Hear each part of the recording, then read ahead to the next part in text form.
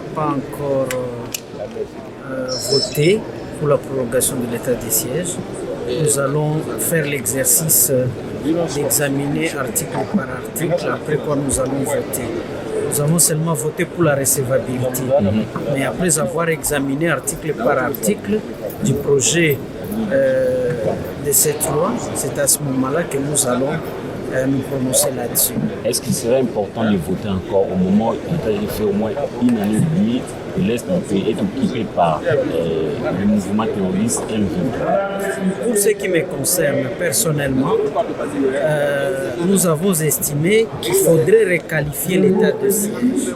C'est cela notre proposition, mais qui n'a pas encore rencontré l'assentiment d'un grand nombre de députés. Nous continuons à faire la sensibilisation, la mobilisation des députés et nous estimons que lorsque les députés auront compris pourquoi nous avons pris cette décision, ils vont nous emboîter les pas. Honorable, aujourd'hui ce n'est plus Bunagana, au Nord Kivu. Tout le pays est vraiment menacé par le mouvement terroriste, Bandundu, Équateur, Bas-Congo. Et quel mécanisme proposez-vous pour que les pays sortent de cette crise? Moi, je crois que tout doit se jouer au niveau du gouvernement. Le ministre national qui a dans ses attributions la défense doit tout faire pour voir comment mobiliser nos militaires afin qu'ils mettent fin à cela. Mais au-delà de la force militaire, il faut un dialogue, parler des fois avec les fils de ces coins-là pour qu'on arrive à comprendre au juste qu'est-ce qui ne va pas. Parce que nous avons effectivement besoin de la paix et aussi longtemps que la paix traîne, il y a lieu de ne pas tenir les élections. Donc c'est ça. Si la paix est là, on peut arriver à tenir les élections sur toute l'étendue du territoire national. Merci. C'est la voix de la majorité. Personnellement, à cause de Malisawa, je ne suis pas d'accord de faire un report. Le report, il faut reconnaître que l'espace de l'Est, l'état d'urgence, l'état de siège a fait une année et autant de mois. Maintenant, quel bilan que nous avions aujourd'hui? Vous allez dire que c'est vraiment, il y a trop de théories pour le moment. Et le gouverneur qui est sur place ne peut pas accepter de faire le service militaire encore, puisqu'il a goûté la miel. Et il veut se camponner là-bas. C'est pour cela que moi je n'ai pas voté, j'ai voté le non, parce que je ne suis pas d'accord pour puisse continuer avec l'état de siège.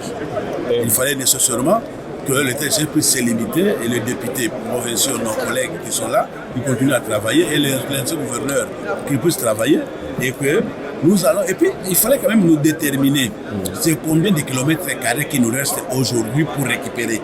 Et quand ils ont commencé une année et plus, c'était combien de kilomètres carrés? Ils ont avancé avec combien de kilomètres carrés déjà récupérés? Aujourd'hui, ça nous reste autant de kilomètres carrés pour récupérer. Il n'y a même pas ce rapport.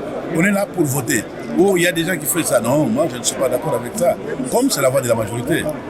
Nous inclinons, mais vous avez vu vous-même que nous étions moins nombreux. Ceux qui sont contre, qu'on puisse avancer avec ça. Et je dis à mes frères de l'Est, il faut éviter de faire cette amalgame. Quand vous passez devant, vous parlez beaucoup. Quand il s'agit de voter, que ça continue, vous votez encore. Là, vous vous contredisez. Vous êtes en train de suer contre vos frères qui sont en train de mourir là-bas. Même si c'est un problème de la nation, ce n'est pas dur que tout le monde, leur famille est en train de mourir là-bas. C'est d'abord eux, en premier lieu. Moi, je ne peux pas dire qu'il y a un problème à Lubumbashi aujourd'hui. Vous allez dire que nous subissons tous. Non, c'est nous de Lubumbashi qui subissons ça. En premier lieu, ce sont nos électeurs qui sont en train de se perdre. Ce sont nos électeurs qu'on est en train de tuer.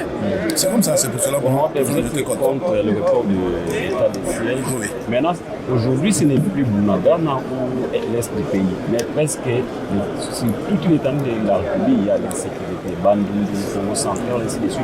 Qu'est-ce que vous proposez maintenant? Quel mécanisme pour sortir de cette crise? Écoutez, je vous ai toujours parlé qu'il y a quelqu'un qui a déjà géré ce pays, l'héros vivant. C'est Joseph Kabila Kabange, que le président de la République doit les consulter, voir qu'est-ce qui se passe, comment vous allez me guider. Lui n'a jamais été militaire, il n'a jamais combattu.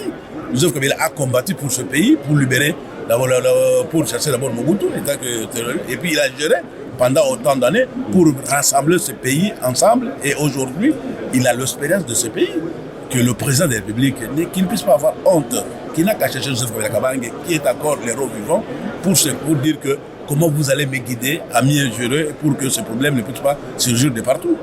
Puisqu'on parlait toujours de Katanga. Aujourd'hui, le Katanga est calme, mais vous voyez maintenant un peu partout, et les mêmes mouvements sont en train de surgir. Donc, quitte à lui de voir qui peut demander conseil. Et il n'y a personne qu'il faut demander conseil au Congo, qui est Joseph Kabila Kabange. C'est tout. Merci. Merci beaucoup.